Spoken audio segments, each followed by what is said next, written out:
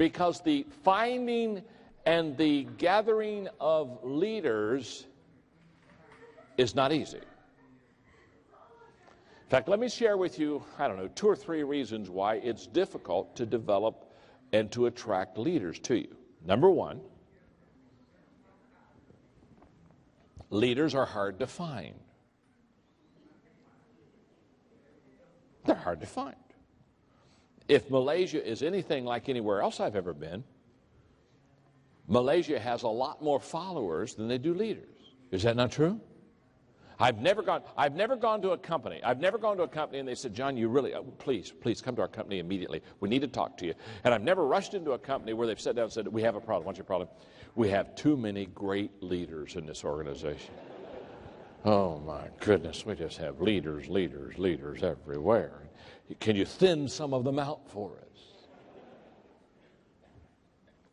I've never known a nation that had too many great leaders. I've never known a company that had too many great leaders. I've never known an organization that had too many great leaders. There's always a shortage of leaders. Why? Because there aren't very many leaders. They're hard to find. There are 100 followers that you can find for every leader. In the States, what we share with them is, I say, eagles are hard to find because eagles don't flock. You just don't look up in the sky and say, oh my goodness, there are thousands of eagles up there. Look, just eagles everywhere you turn, another eagle. Oh my, I went down to the park and the park was filled with eagles today. Pigeons flock.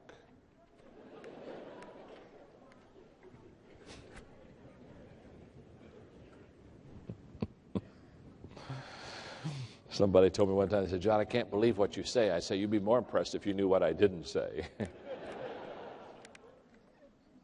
Eagles don't flock. They're hard to find. You have to find a leader one at a time. When I fly in to do conferences, a lot of times the people who are picking me up at the airport, they don't know me. They've maybe never heard me or never seen me, maybe never heard of me. But they have the assignment of picking me up at the airport. And what I've noticed is there's 2 kinds of people that pick me up at the airport. One kind of person that picks me up at the airport, what they do is they stand outside of the security area, wherever it is, and they've got a big card, and on it they put my name, like John Maxwell. And so maybe they're talking to a friend, but they're standing out somewhere, and they've got they got this card in the area, and they're basically saying, get off the plane, get through security, look at the card, read it, come over and introduce yourself, and I'll take you where you need to go. Basically, they put all the responsibility of me finding them on my shoulders. That's okay. Most of the time, I go up to them, introduce myself. Once in a while, I want to have fun. I just walk right on by. Take a taxi to my hotel and scare them.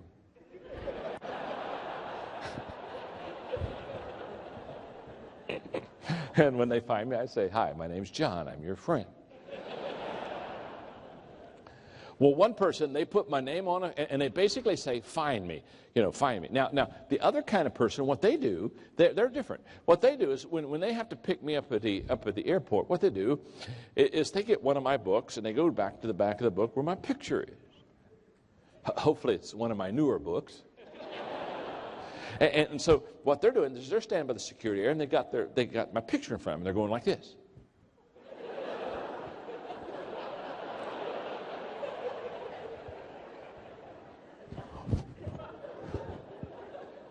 And then they go, you're John Maxwell. Well, yes, I am. How do you know? Well, I've got a picture of you. Now, you see, when I say that you have to develop a leadership team, there's one of 2 ways that you can do it. First of all, you can do like most people do, put advertisements and ads and things like that, and they basically stick up a sign and say, looking for leaders. And I've been standing all day and haven't found any yet. Or you can say, oh, no. If I'm going to develop a leadership team, what I'm going to do is I'm going to get a picture of what a leader looks like. Oh, my goodness. Oh, there's a leader. You see, The reason we miss opportunity, we all miss opportunity, do we not? How many of you have missed opportunity at least one time in your life? Sure, thank you very much. You make me feel comfortable. Now, the reason that you and I miss opportunity, you know what? Do you know why we miss opportunity? We miss opportunity because we don't know what it looks like when it's coming to us. It passes us, we go, oh, I should have done that. I should have done that. I knew better. You see, we didn't have a picture of what it looked like when it was coming. So therefore, we miss it. Can I tell you something? If you don't have a picture of what a leader looks like, they'll pass you all the time. There'll be leaders all around you. Can I tell you something? You can be in a room with leaders and not even know it. So when I tell people to develop a leadership team, in fact, they'll come to me lots of times and they'll say, John, they'll say, I want to develop a team of leaders. I'll say, oh, great. And they'll say, can you help me? I said, well, I'll be glad to help you. I say, first of all, what are you looking for? Well, I'm looking for leaders. Leaders. And, well, yeah, leaders. That's what I need leaders. That's what I am looking for leaders. Dead people or alive people?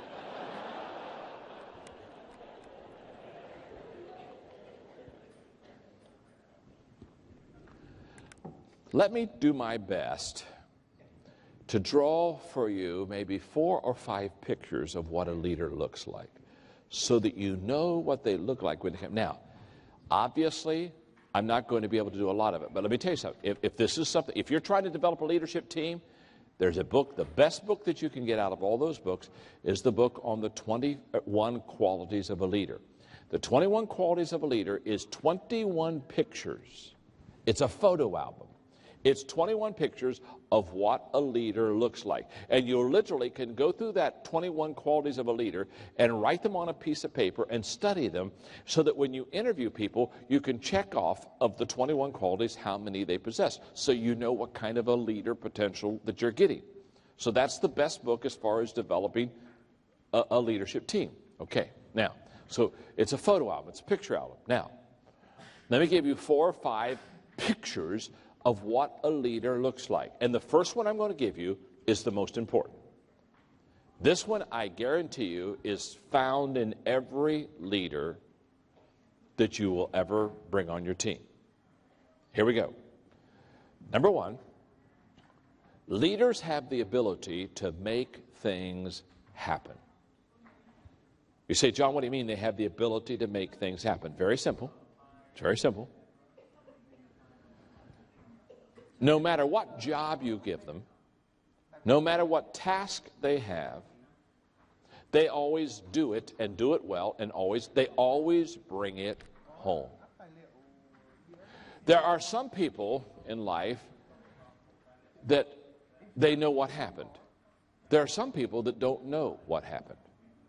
Do you know what I'm talking about? Are there not some people you can give them a job and you don't even need to worry about it. You know they'll bring it home. They'll get it done. Isn't that true? Aren't there other people you give them a job and you have to keep watching and asking and following up and making sure it gets done and sending out emails and memos because you know they don't have the ability to bring it home. Are you with me?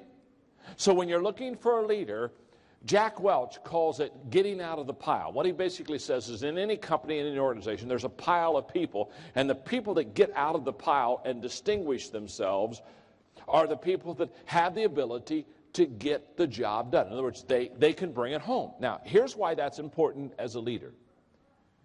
If you can't deliver the goods, if you can't bring it home for yourself, you'll never be able to bring it home for anyone else.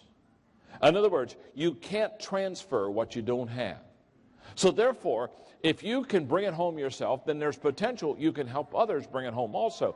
But if you can't deliver the goods yourself, there's no shot at you ever being able to teach and train others how to deliver the goods. And here's why. We teach what we know, but we reproduce what we are. And so therefore, I can't reproduce other leaders. I can't reproduce other producers unless I can produce myself. So when I'm looking for a leader, the first thing I'm looking for is, do I have somebody on my team that they absolutely have the ability that when you give them a job, they not only get the job done, but they do it with excellence. They not only get it done on time, but they get it done before time. They always do more than you ever expected. They always bring it home. They are totally dependable. They are totally trustworthy. And basically, whatever you give them, you can let it go mentally because you know they're going to bring it back to you. In fact, when they bring it back to you, they're going to bring it back to you better than what you gave it to them yourself. That's the first quality I look for. In 25 years, I've only had 2 assistants. When I speak of assistants now, I'm talking about people who literally run my life. My assistant, Linda, now was mentored by my first assistant, who was Barbara. And when I say they run my life, I say they run my life. You say, what do you mean they run your life? They do everything. I mean, they do my travel schedule. They do my family, my wife, Margaret, and I. They do all my travel schedule. They do all my banking. They do all my financial stuff. They do everything. You're listening today to a guy who does very little.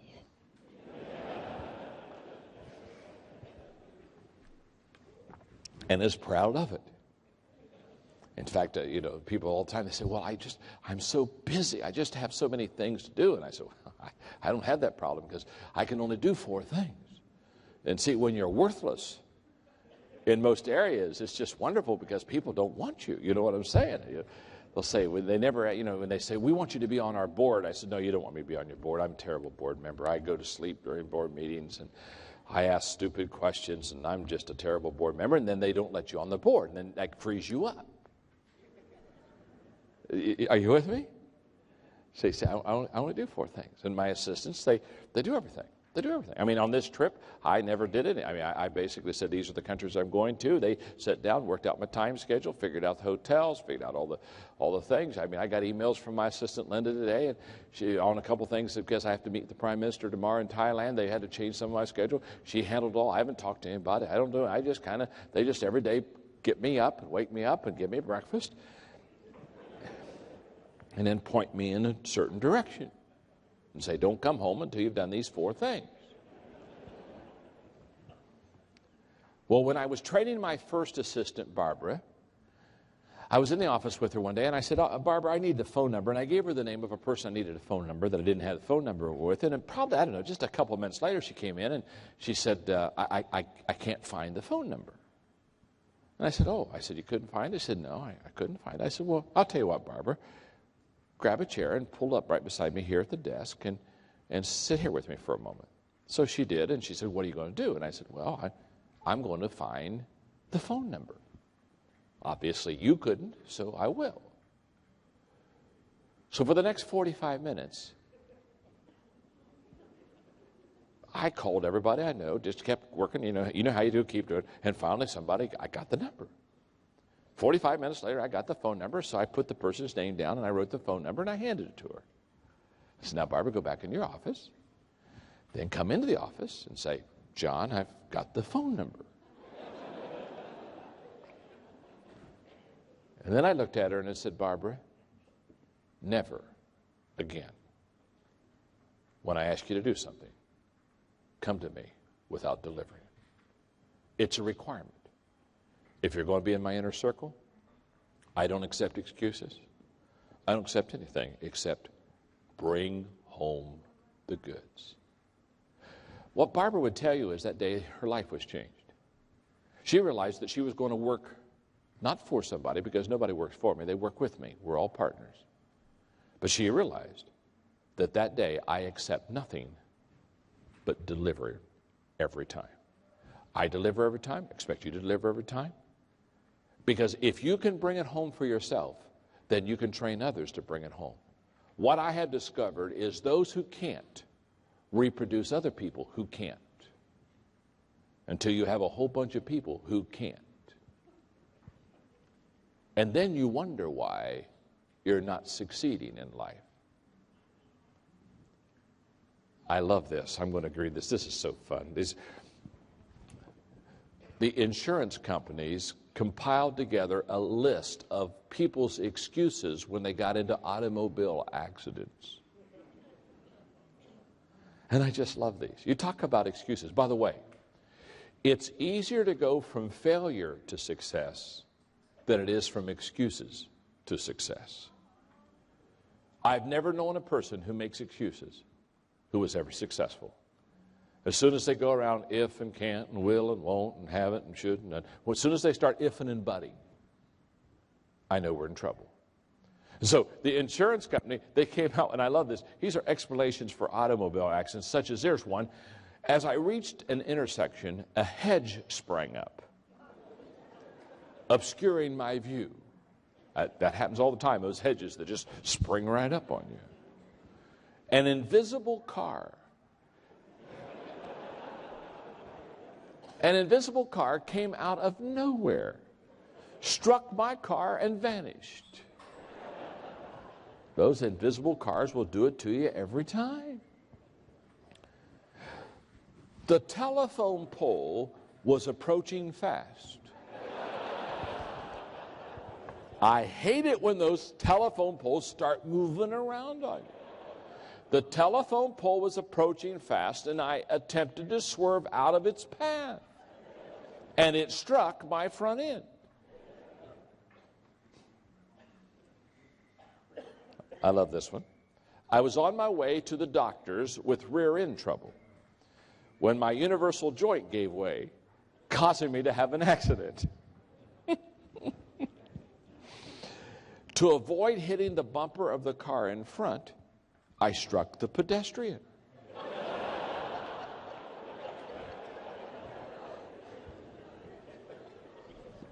I was coming home, pulled into the wrong driveway, and hit a tree I do not have.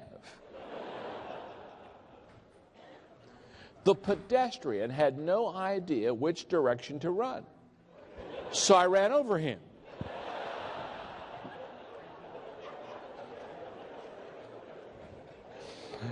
One more. I pulled away at the side of the road, glanced at my mother-in-law, and headed over the embankment. Now, if you're looking for leaders, the first thing you look for is, does this person have the ability to get the job done? That's absolutely essential to your success and my success. Number two, here's the second thing I've observed. Leaders see and seize opportunities. Leaders have the ability to see opportunity when others don't see it, and they have the initiative to seize opportunity when others stand at the side. So therefore, when I'm looking for a leader, I look for a person that can find opportunities. And I look for a person not only who can find those opportunities, but for a person who can go out and seize those opportunities.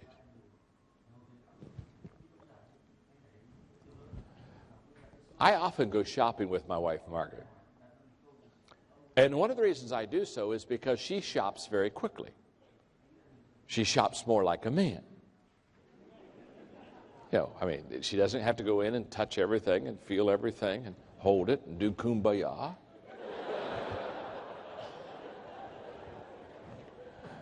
And one day I said, Margaret, I don't mind shopping with you, because she walks into a store, and I mean, in 5 minutes, she's either got it or she's out.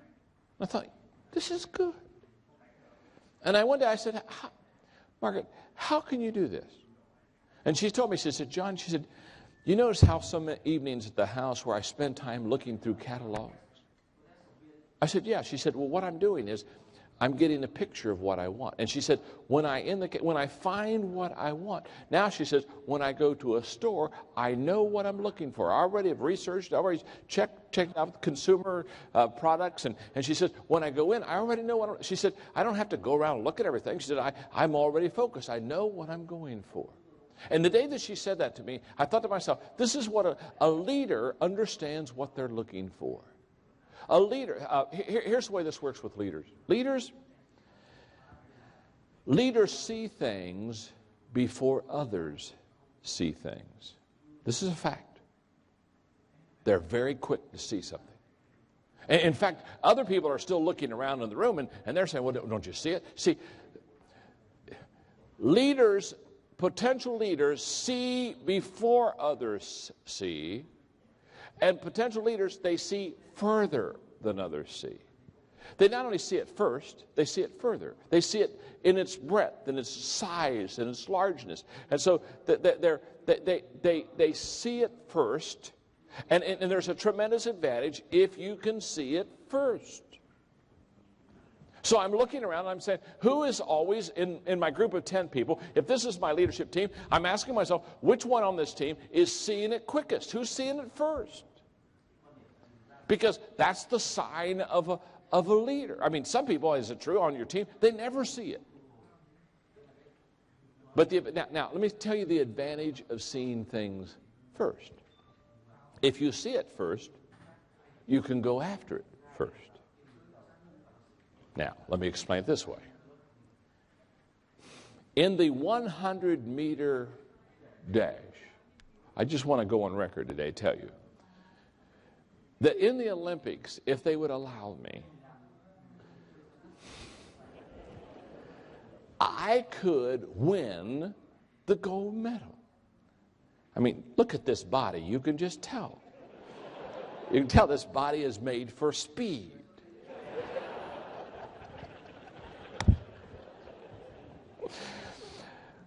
I could win a 100-meter race if they just allowed me to do one thing. Just one thing. If they would give me a 10-second head start. I could get this fat body. Yes, I could. If they gave me a 10-second head start, I could win the race. Not because I'm the fastest, but because I got 10 seconds head start on the fastest person in the world. You see, I don't need to have, listen, you don't need to be the fastest person in the world. You just need to be the first. And the moment that you understand that, and you begin to look around and you begin to say, who's always picking it up first? Who's catching on the quickest? Who sees it? Who's always coming first and saying, I got an idea. Hey, let's try this. Whoever that person is, they are a potential leader. Okay, how do we find leaders? They make things happen. Secondly, they see and seize opportunities first. Number 3 is that they add value to the people around them. One of the ways that you can see a leader and pick one out is that they are making everybody around them better.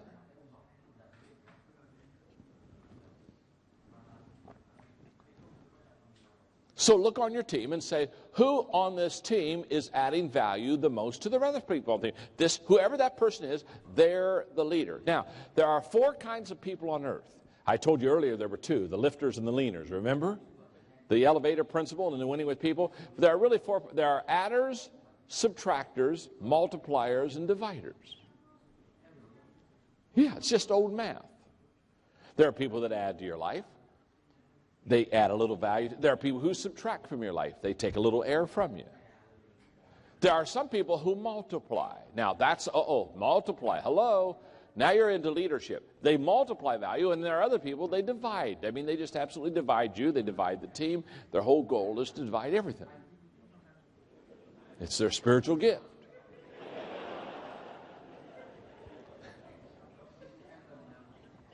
So I'm looking on my team. Again, I'm looking on my team, and I'm asking myself a very simple question. The question is, who on this team is adding value to others? I've just looked at them and said, okay, who's adding value to me? Who's adding value to others? And let me give you something. I very seldom give in conferences, but I think because you're an outstanding audience.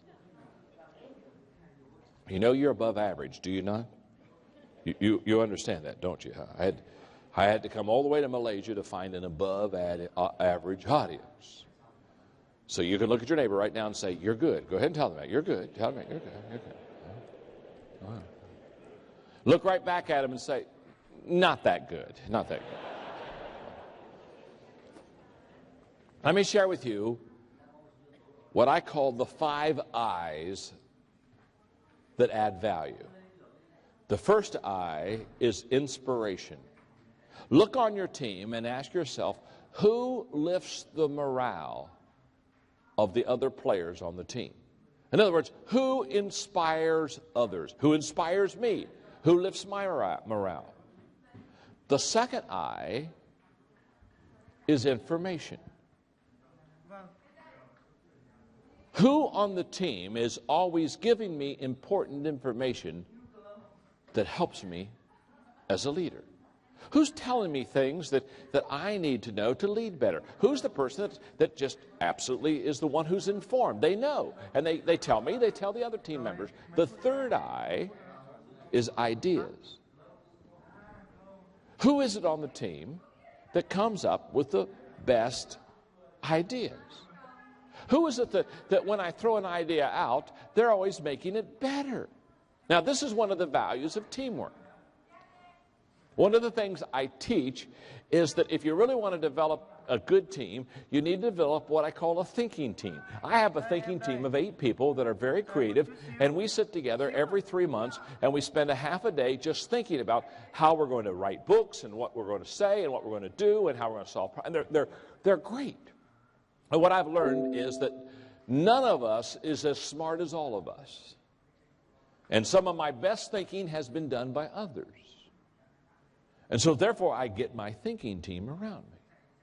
Now, this is the idea question, this is the third I. And so I look at my team and I ask myself, okay, who is it that when I throw an idea out at them, they give me a better idea back? Because whoever it is, they're a good thinker. They're